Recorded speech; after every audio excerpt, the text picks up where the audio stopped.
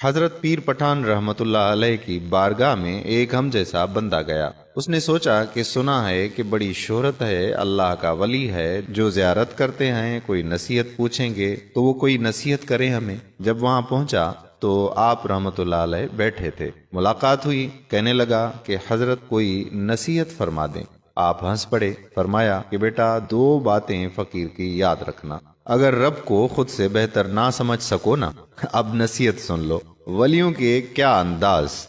فرمایا کہ میرے بیٹے، تو نے کہا کہ نصیحت کریں تو فقیروں کی نصیحت تو ایسی ہوتی ہے۔ اب میری نصیحتیں یہ ہیں کہ اگر رب کو اپنی ذات سے برتر اور بہتر نہ سمجھ سکو تو کم از کم زندگی بھر رب کو اپنے جیسا ضرور سمجھتے رہنا۔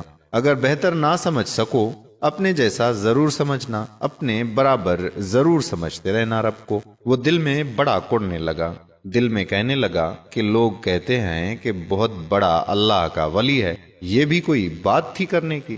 کوئی مسلمان ایسا ہے جو رب کو سب سے برتر نہ سمجھے، سب سے افضل نہ سمجھے؟ یہ کیا بات کر دی انہوں نے؟ کہتے ہیں کہ رب کو بہتر نہ سمجھ سکو تو کم از کم اپنے برابر ضرور سمجھتے رہنا، یہ کوئی بات تھی؟ میرا وقت ہی ضائع ہو گیا، سارا سفر بیکار ہی گیا۔ دل ہی دل میں کڑنے لگا۔ اولیاء اکرام تو دلوں کے جاسوس ہوتے ہیں نا، معلوم ہوتا ہے کہ اگلا کیا سوچ رہا ہے۔ وہ ہنس پڑے اور فرمایا کہ بیٹا یہ نصیحت نا پلے باندھ لینا میری، جو میں نے کہی ہے۔ وہ اٹھ کر جانے لگا۔ حضرت اجازت دینا۔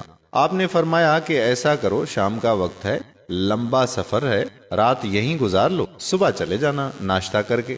وہ رک گیا۔ شام کا وقت تھا، اس نے رات گزاری۔ صبح سویرے وہ اپنے کمرے میں بیٹھا ہوا تھا، نماز کے بعد جو ناشتہ تھا نا اس کے کمرے میں پہنچا دیا گیا۔ ناشتے کا جو ٹرے تھا اس میں ایک طرف مرغ روسٹ پڑا ہوا تھا، مکھن تھا، شہد تھا، پراٹھے پڑے تھے تازہ، ہر چیز اس میں ایک طرف تازہ تھی، اور اس کے ساتھ ہی رات کی باسی دال پڑی تھی لنگر کی، اور خشک روٹی بھی پڑی تھی، 2-3 دن پرانی روٹی، وہ بھی ساتھ ساتھ اس ٹرے میں پڑی ہوئی تھی۔ اس کے سامنے رکھ کے خادم واپس آ گیا۔ جب وہ کھانا کھانے لگا تو دروازے پر ایک فقیر آیا۔ فقیر نے کہا 3 دن سے بھوکا ہوں، رب کے نام پہ کچھ دے دو۔ 3 دن سے بھوکا ہوں، اللہ کے نام پر کچھ مجھے دے دو کھانے کو۔ اس نے جو دال تھی رات کی باسی دال اور 3 دن پرانی روٹی، وہ اٹھا کر رب کے نام پر دے دی، خود پراٹھے اور مرغا کھا گیا۔ ناشتہ ختم کر کے کہنے لگا کہ اب جانے کا وقت آ گیا ہے، آخری بار میں ہاتھ ملاؤں پیر صاحب سے اور پھر نکلوں۔ جب وہاں گیا تو پیر پٹھان بیٹھے ہوئے تھے۔ کہنے لگا کہ حضرت اب اجازت ہے؟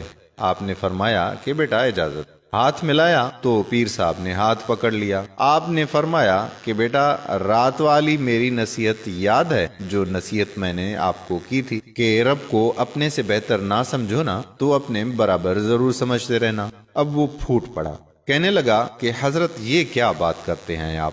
یہ کوئی عقل کی بات ہے جو آپ کر رہے ہیں؟ کون ایسا ایماندار ہے جو رب کو سب سے بہتر نہ سمجھے؟ آپ بار بار مجھے یہ کل سے کہتے ہیں، کیا مقصد ہے آپ کا؟ بابا جی جلال میں آ گئے۔ پیر پٹھان نے فرمایا کہ ظالم سن، صبح ناشتے میں خشک روٹی اور دال بھی تھی، پراٹھے بھی تھے، مکھن بھی تھا، روسٹ بھی تھا، اس نے رب کے نام پہ فقیر نے تجھ سے مانگا تھا۔ اگر تو نے رب کو خود سے بہتر سمجھا ہوتا تو خشک ٹکڑے خود کھاتا اور پراٹھے اسے دے دیتا، دال خود کھاتا، مرغا اسے دے دیتا۔ اے نادان، اگر رب کو خود جیسا سمجھا ہوتا تو کم از کم ایک پراٹھا اسے دیتا، ایک رکھ لیتا، ایک باسی روٹی اسے دیتا، ایک رکھ لیتا۔ تو نے ساری باسی روٹی اٹھا کر اسے دے دی اور سارے پراٹھے خود کھائے۔ اے بدبخت، تو نے رب کو خود سے برتر تو کیا سمجھا، تو نے اپنے جیسا بھی نہیں سمجھا۔ تو بات سمجھ میں آئی؟